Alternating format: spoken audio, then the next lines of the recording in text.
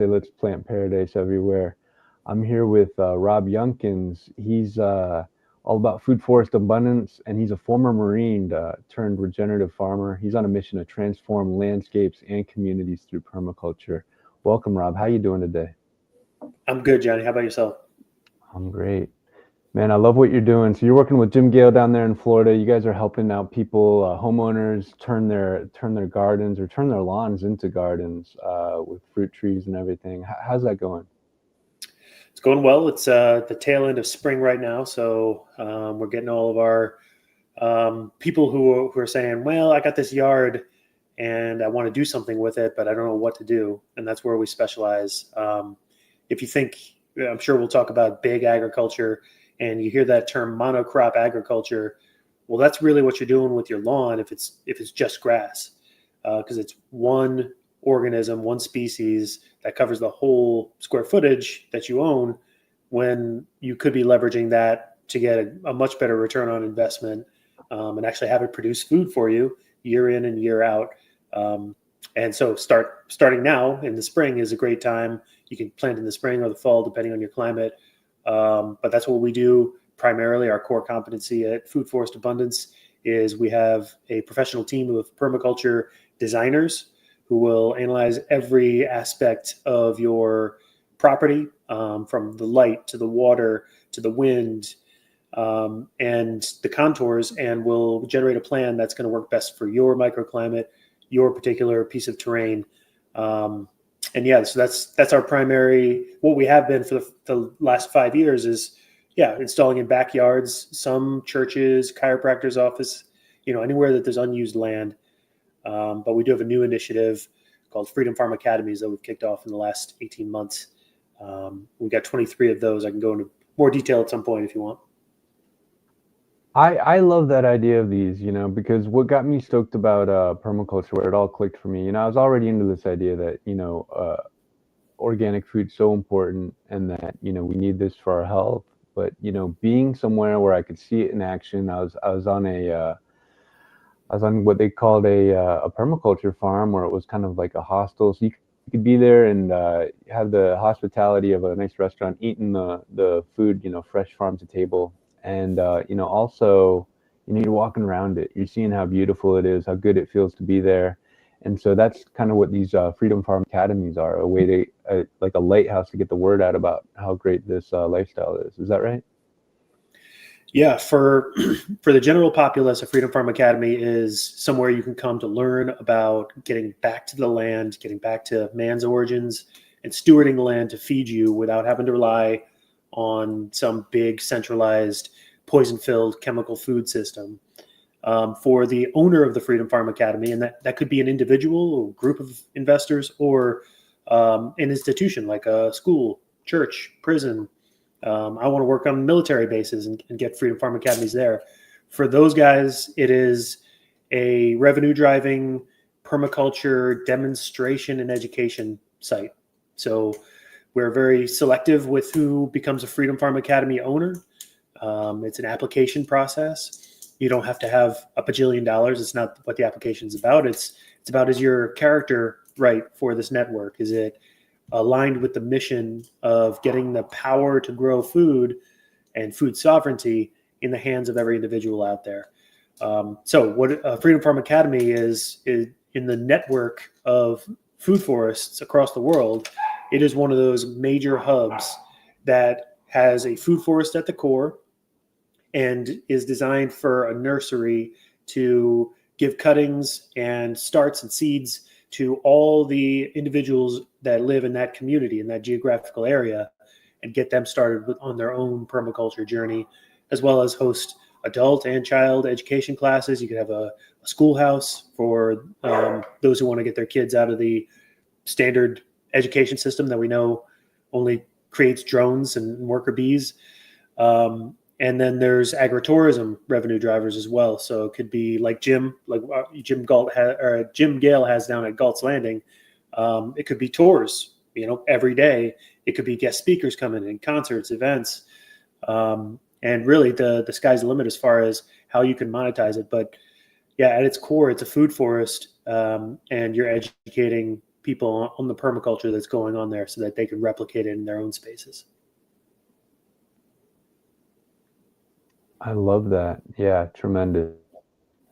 Right. Getting the word out and teaching people, this is something, this is like how all our cultures across in ourselves doing things, locally, kind of providing for ourselves, having that independence, that sovereignty. And it's something we're disconnected from. There's the quote about how, all these things that you need to learn how to know how to do to be self-reliant, to be a mature adult, you don't learn it in school. And so, yeah, this is really helping out with that. And yeah, showing how good it can be. It's you talk about a food forest, right? You talk about you walk around a forest, you see all of this, it's nothing but green, right? You can pack it in, and you know conversely, we've got these lawns. We're growing just grass. This is the number one crop in America, is the lawn, and we're just using all of this poison on it, right? Between our weed killers and even our fertilizers aren't that great for us.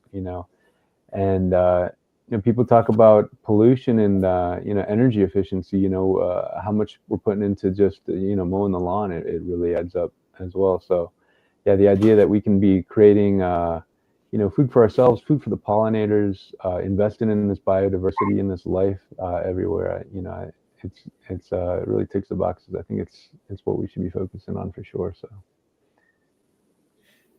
Yeah, I don't think most people who own and operate a lawn really understand what they're doing with it. They're just kind of going through the motions because that's what they feel is expected of them, is to maintain a green trimmed lawn, right? I mean, do you think that? well, yeah, depends. I know a neighbor. He knows a thing or two. He could talk about his lawn all day. He really gets dialed in on it. But yeah, for the most part, 90+% of people, yeah, they're just doing what they think they should do, and don't know a whole lot about it for sure. Yeah, and certainly not looking at the interconnectedness of the soil, the plants, and then whatever activity they're trying to do on that lawn. It's just somewhere soft for, ideally, if you maintain it right, somewhere soft for your feet to land. Right, exactly. We've got such a we're losing so many pollinators, right? And I think this goes back to the glyphosate we're using in our big ag system. Neonicotinoids as well are a problem. You know, there's so many chemicals that are banned in other countries that we continue to use here in the States. And, it's like just not so long ago, 10, 15 years ago, you go for a drive, you would have a bunch of bugs on your windscreen, and we don't have that anymore. And we're losing the birds, we're losing mammals, just the same. So, the more we can get back to less poison and the more natural. I think this is just so important. Yeah, This is one agreed. thing you guys talk about a lot too, is just natural ways, teaching people natural ways to instead of using these poisons, is how to kind of create an ecosystem that kind of exists in a harmony, and different alternative ways to using these poisons. Can you share about that a bit? Yeah, I mean, there's a difference between a lawn that's just today getting started with permaculture and then a fully developed permaculture system. Anybody can look up the permaculture principles and start learning with just an hour of clicking around. But what permaculture is really based on, these different zones and layers to it. But a lot of times you have pests like maybe a swarm of Japanese beetles or something due to an imbalance. And some of that is due to monocrop agriculture, like rows and rows and rows of corn. If you live somewhere, maybe a little bit more rural, and you see these rows all around you, that's prime targeting for diseases and pests, and that those beetles, whatever it may be, or the fungus, isn't just staying in that crop field. That's going to migrate to your neighborhood, a half a mile away. And the same thing with your lawn. It is out of balance. Some people, interplant plenty of species that help control these bugs, but there's a lot of knowledge that's been lost on what planting and maintaining the right landscape can do for you, beyond just food. Food is the medicine for you, and it's your sustenance. But there are other things that can make it more hospitable to a mix of the insects that you need to maintain a balance in that ecosystem. So where are the birds that are eating all those Japanese beetles? Ask yourself that question and start pulling the threads, and get yourself educated on how you can promote maybe more of the predators of Japanese beetles and get your ecosystem back into balance. Yeah, I love this idea. Somebody's got a slug problem, and it's like, hey, you don't have a slug problem. You have a lack of ducks problem, right? We can have re, re, re, re reclaim this kind of balance. And it's like ducks. These are animals actually that work super good for garden. People don't know this, but they'll go around and they're much more prone to get after the insects than to mess with the plants at all. So they're yeah, can be super super good in this way. And what is another one? Talking about getting the ladybugs out when you have too many aphids, so people can get those shipped in and let those thrive, and you get a nice little butterfly garden. You're gonna have a good little system set up where you can have these ladybugs want to stick around. So yeah, just really, I love the idea also that when you get a big harvest, mangoes are coming in bloom here in Florida right now. It's just you got just such an abundance that you just want to share with everybody, and the way that this can really bring communities together, is something that's also missing more and more in our culture. Can you share about that a little bit? Yeah, it's sharing the immediate food for that meal that day, or that week's groceries to supplement. And groceries are getting way way more expensive because we talked a little bit before recording about the fiat currency losing its value and our purchasing power. So that's one big help. And then there's also the fact that you can save seeds. And we talked a little bit also, Johnny, about the big food, big pharma, big defense. Like, they're all interconnected, and they also are slowly, or I guess more rapidly, transitioning us to seeds that you can't grow your own food from. So in layman's terms, those seeds are not viable. They're not going to produce you fruit. However, if you get the right seeds, and let's say it's like a date. If you go get some dates from the grocery store or your farmer's market, ideally, from a local farmer, or you get a date handed to you, or a bucket of them from Johnny. Take that date, eat it, enjoy it, and then take that seed, that pit right in the middle, throw it in some water for a couple days. It'll sprout. Put it in a moist paper towel in like a Ziploc bag, and it'll start sprouting. And then you can plant it. You'll have a date palm in your backyard. It's really that simple. So the mangoes you talked about, papayas, whatever it may be, all it takes is a tiny bit of research and knowing somebody who has those seeds for you to get started right away. You don't have to hire us to completely revolutionize your landscape. You can get started one little plant at a time. If you go to a standard grocery store, like a Kroger, something like that, you're unlikely to, you're going to have spotty success. Some of those seeds might grow, some of them might not. Like, you're not going to be able to take those watermelon out of the grocery store and sprout your own, or start an annual garden with your own watermelon out of those. So make sure you're getting your seeds from the right source, and that's one of the things we're doing is just paying it forward. I would encourage every church out there who has the land to do it and thinks they can, or is interested in providing a Garden of Eden to their congregation, to think about getting a food forest on their property and doing this. You're already your mission is already to provide abundance and spiritual strength to your congregation. Why not nourish them as well and give them their own ability, freedom via food security? Oh, Rob, now you're talking my language. All right. To the people of faith out there, to all the Christians, it's time to get on it. All right. The first page of the good book, it says, God put man in the garden to tend and keep it. Okay. And, again and again, we see the same kind of ideal of, pushed forth, to be a good shepherd. The parable of the sower. Jesus fed 5,000, right? And so, this is just something that's natural. In the book of James, it says, when it's talking about faith and works, it says, if somebody comes to your door and they're hungry and you just say, God bless them, go on your way, what have you done for them? But, it's like, feeding somebody, actually, love in action, this is what we're supposed to be about. And what I tell, Christians is, look, our food is some of the most dangerous in the world. I don't think it's an overstatement to say we're being holocausted, or if it's intentional, then that we're being genocided. I think that 15 plus million Americans have died over the last 3 decades, an average of about 40 years too early. And those are from preventable diseases that are going parabolic in our country and not in others. And this is because of the food that we're eating. I mean, our medicines could be a lot better, and recently maybe that is become the more urgent thing that we need to get after. But we have just a ton of diseases going parabolic, and you're absolutely right.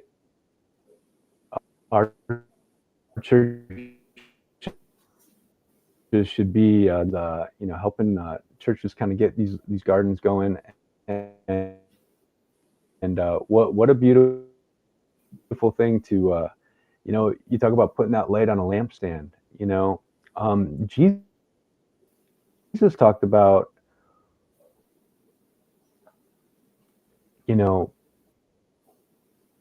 the church, the people of God, as his temple, who destroys my people, I myself will destroy. So that's how much God cares about our health, right?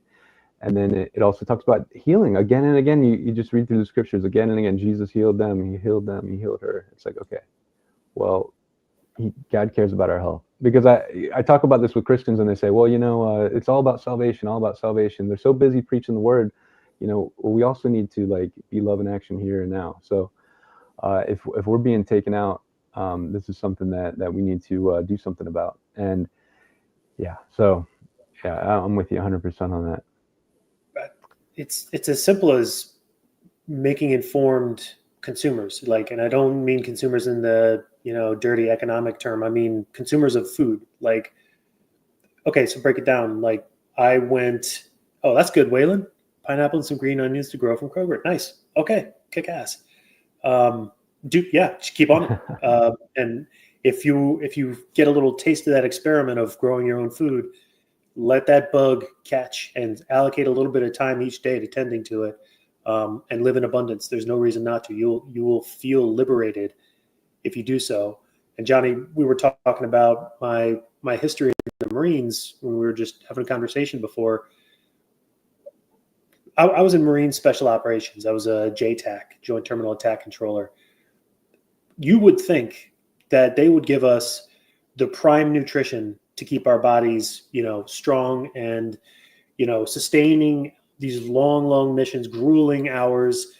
No, it was garbage, MREs, processed, dried, dehydrated food, Rippets, these disgusting energy drinks to stay up all night on long missions.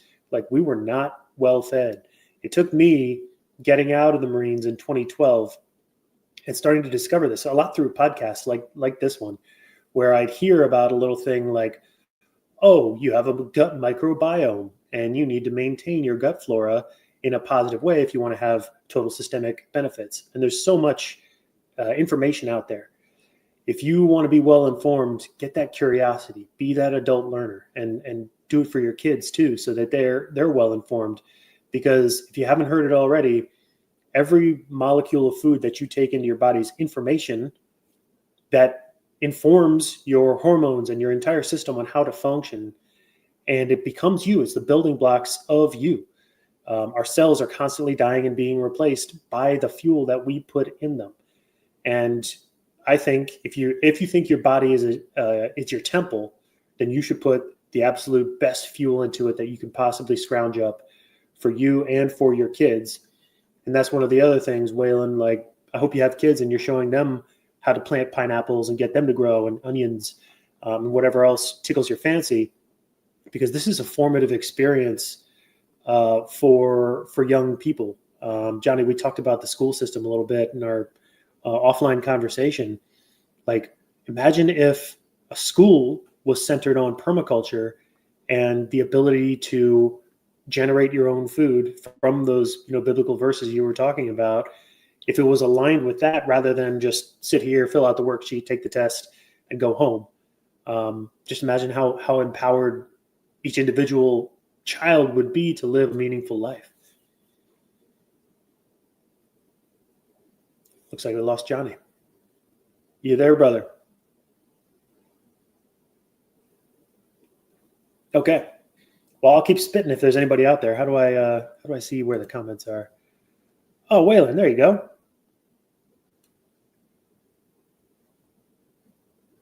You're tending to it all right. Okay, cool. Got some ladybugs for your indoor garden?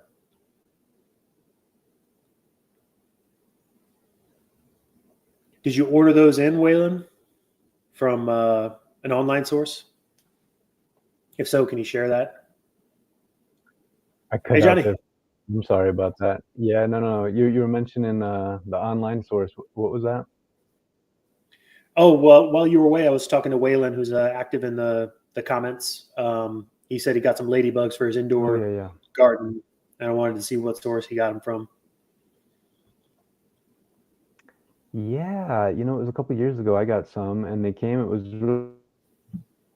really interesting, getting about 100 ladybugs in a bag in the mail. And yeah, that was cool, putting them out in the garden. I think if I remember right, you want to do it in the evening or the early morning, and yeah, get them set up to be happy. Oh, he got them We've locally. been meaning to. He Sweet. hosts. He's pretty consistent about doing a little show he's got on Rumble about encouraging people to get in the garden a bit. So the indoor farmer Waylon's hiding from the pest pressure, doing it inside. I'm jealous a little bit sometimes. There, you got the controlled environment, something different. Yeah, I have a homestead food forest outdoor that I plus up every year. My only crop that I sell at market is mushrooms, gourmet mushrooms, and I grow those indoor in a controlled environment. And yeah, it is luxurious being able to just push a button or spin a dial and get different conditions in there for them to grow and flourish. That's great. So what kind of mushrooms are you doing? My friend, he does the oyster mushrooms. Are you doing those too? Yeah, 5 different varieties of oysters and lion's mane and its American cousin bear's head. And then I have shiitake and maitake. Shiitake is right up my alley. Maitake is super hard to grow. Um, but yeah, that's the mix I've got right now. Next, I just got a dehydrator, so I'm gonna start making mushroom jerky and tinctures and powder, and get into some of the medicinals like reishi. That's awesome. You're doing it, man. What kind of challenges did you have getting started with getting a little mushroom operation going inside like that? Uh, I think it's probably the biggest barrier is mental. It's a belief or seeing it as attainable and having the confidence to go for it. Um, it's really a simple system. 10, 15 grand will get you started easily. Less if you make some of your components DIY. Like I bought a $500 10-foot by 10-foot indoor grow tent, but you can make that out of sheet plastic and some 2x4s if you want to save budget. So it's a really low startup cost venture. And the gourmet mushrooms, I guess the hardest part is finding your customers, because not everybody is educated on the health benefits of consuming fresh mushrooms in their meals. So most people not most people, people who know mushrooms love them, and they're coming to you like, I love mushrooms. These look beautiful. And then some people just like walk by your spot at the farmer's market. They're like, ew, mushrooms? Gross. And they just walk right by. They don't even want to converse. So finding those customers, getting in with some chefs or some kind of wholesale account is an ideal situation. So put on your networking hat and go out there and market yourself. And the best way to do that is to get educated on your product and what you're growing. That's awesome. So you're at a farmer's market every week with those then? Yeah, two of them. They're good. They keep it somewhat profitable, and then the wholesale accounts are a lot easier. I think a mix, a little diversification of your income streams is advised. Some retail, some wholesale, because then you can just do bulk orders a couple days a week and a big harvest, and have small, more, what would you say? Just easier, simple packaging, something that's family size portions, and you can get a little bit better price point. And then Rob, some people are growing in sawdust bags. What are you growing your mushrooms out of? Yeah, and if you know what kind of mushrooms you want to grow, do your research, see what they love, because some of them like soil, like the giant mushroom farms that create those little button mushrooms that you get in a can, right? Canned mushrooms or whatever, or at the store or on a pizza. Those are typically growing in soil. But the ones that I grow are all wood-loving mushrooms that in nature you would, if you're a forager, you go find them on like a dead old oak tree or something laying in the forest. So I recreate that best I can with hardwood pellets, and a little bit of soy hulls mixed in for extra food, and then some water. Mix that all up, add a little bit of lime to get the pH right, and then cook it in a big old Bubba barrel. So 50 bags at a time. These are like 6-pound bags of this medium, this substrate, and you're cooking your mushrooms food. So you sterilize it with steam, or pasteurize it, I guess technically. And then when that's all done, then you do your clean room work, mix in the spores, and they just take over that bag in a couple of weeks, and then cut them open in the humidity chamber, and then you got some fruit within a week. That's super cool. Something I've done is people can do this in most of the states here is get a oak tree limb that's been recently cut, so just within the last week or two, and then you can order online. Doesn't cost much, maybe $15. Get these little pellets that you want to inject inside there, and so then you screw into you drill into those logs, and you put these little caps in there. They kind of inoculate it with the spores of shiitake is the one I recommend doing. I've done this one before. This is I think maybe the one that's been cultivated by people. They say that Japan kind of cultivated the shiitake mushroom over and seal it up with some wax. Put this log in the shade, and you get multiple mushrooms that way. Yeah, some people say that those last, you can keep getting mushrooms from the same log for up to like 5 or 7 years, I've heard. Exactly. I haven't had that luck, but I have had them go for about 3 years, so that's pretty good. Nice. And Waylon's in the comments. He's getting his dog to hunt truffles. Do we got truffles here in the States? I haven't heard of that. That's pretty cool.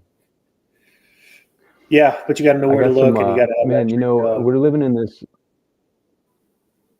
Yeah, I don't think we got that in Florida.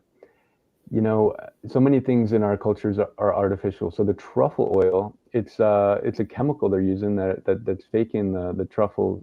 Most truffle oil is fake. You go to if you're out at a restaurant, they're serving truffle fries. They're using a truffle oil that's got a fake chemical that's not even truffle. So this is getting back to what's natural, what's good for us. Our food should be medicinal. It should be something that we're adapted to, something that's designed for us.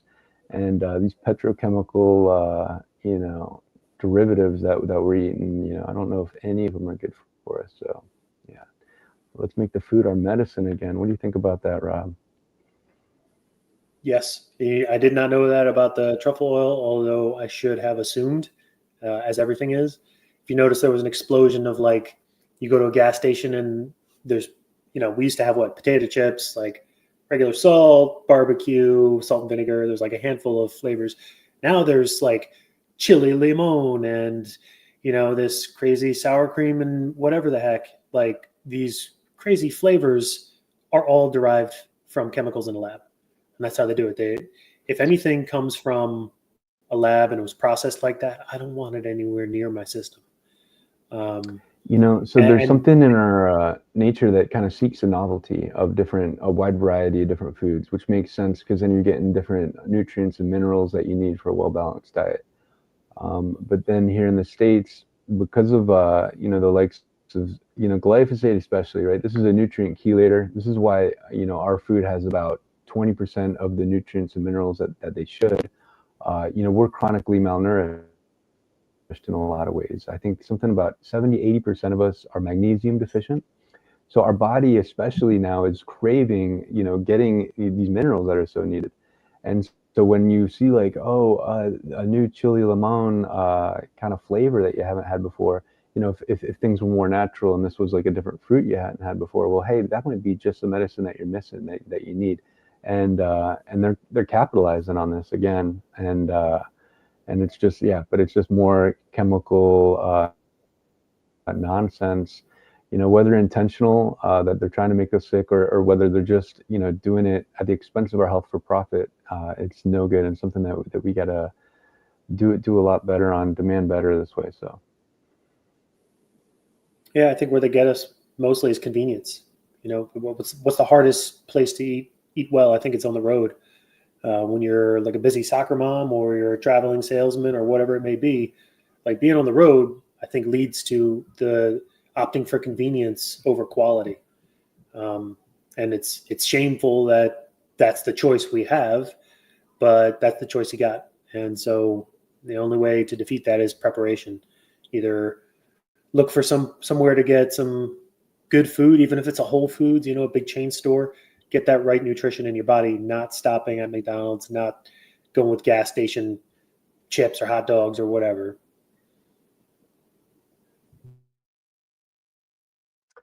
people want a snack. I think I don't know is the answer. I think there should be healthy snacks available too. I think that there's the opportunity for this, whether seeds and nuts. These are always a great alternative to a lot of things. But I think even chips should be healthy, right? So we've got so many seed oils that have become bad. Of course, is that the omega 369 is out of balance. But we're not using the beef tallow we used to, right? But we're still eating a ton of beef. How much of this fat of the animal is just going wasted, right? That should be rendered down into good fat. That's to fry up the chips. So we can have potatoes that are with the sea salt, with the good oil, and then this can be a superfood. So yeah, a lot of opportunities for us to do a whole lot better in a lot of places, isn't it? Yeah, it's unfortunately it would require a system shakeup and redesign around effectiveness, not efficiency. And capitalism has its pros. Like I'm the CEO of a business that does pretty well, and we rely on demand and people wanting to spend their fiat dollars to trade that for real assets like food producing plants. But the effect should be that complete, like as you said, with Native American style, use every last bit of whatever you're harvesting. That's the way to steward your food and your land responsibly. Is use every last bit of it, regenerate further life with that, whether it's the human life or pig ears for your dog. If you slaughter a pig, don't throw away in the trash can parts of it. Find a creative way to put that back to use through composting or whatever it may be, and get it back in the life cycle, the regenerative life cycle.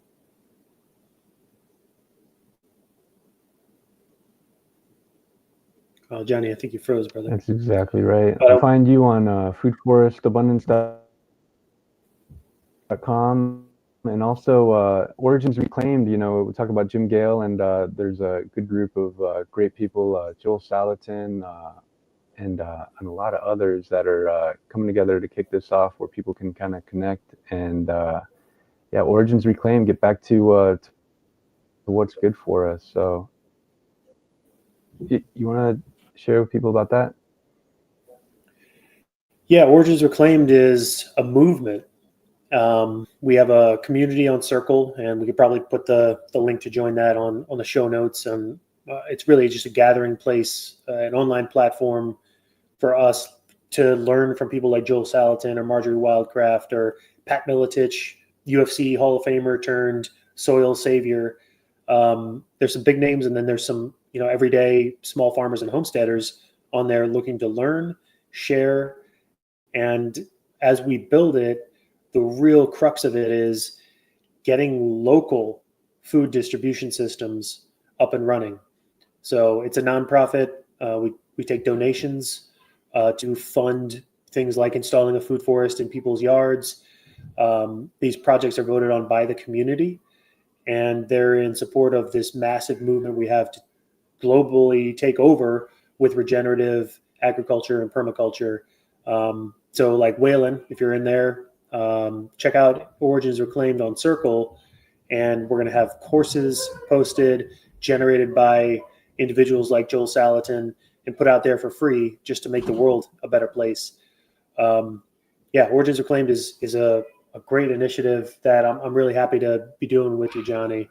And we got a lot of momentum right now. We got some tech bros coming in now to help us with the digital side of things. But once we get that all put together, we're going to be taking off, and no one's going to stop us.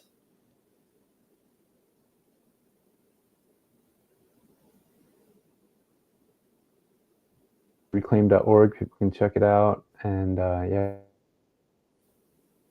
if you want to, are you guys still doing free consults to help people get people started, give people an idea? You're breaking up a little bit, Johnny. We don't do the free strategies anymore.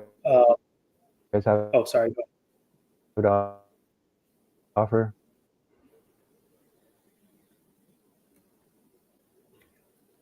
You still there, brother?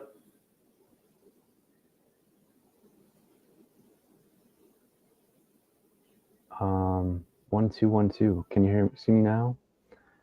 I got you now. Yeah, little lag, but yeah, strategy sessions we had to do away with because we had a lot of people coming in and just wanted to take up a designer's, 30 minutes or an hour and go over the project, and then they would be like, well, I don't actually have any land or anything to get started. So we're creating an education-based funnel to, on the business side of it, qualify the individuals coming in for strategy sessions.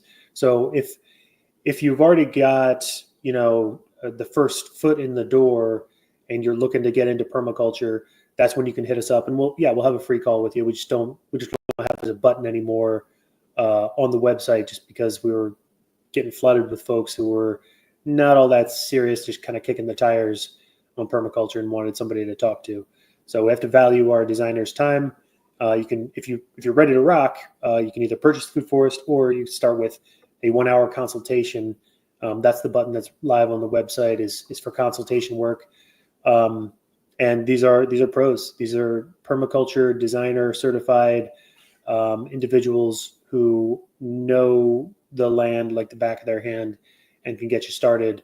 Or if you're already started and you just need somebody, an expert to talk to, somebody over the shoulder to double check what your plans are and help you prepare correctly, that's what the Food Forest Abundance designers are there to do. I love it. Yeah. Check that out at Food Forest. So that's great. Well, thanks so much for coming in today, Rob, and look forward to talking to you again soon. Thanks, Johnny. Good talking to you. Nice to meet you, Waylon. All right. Ciao for now.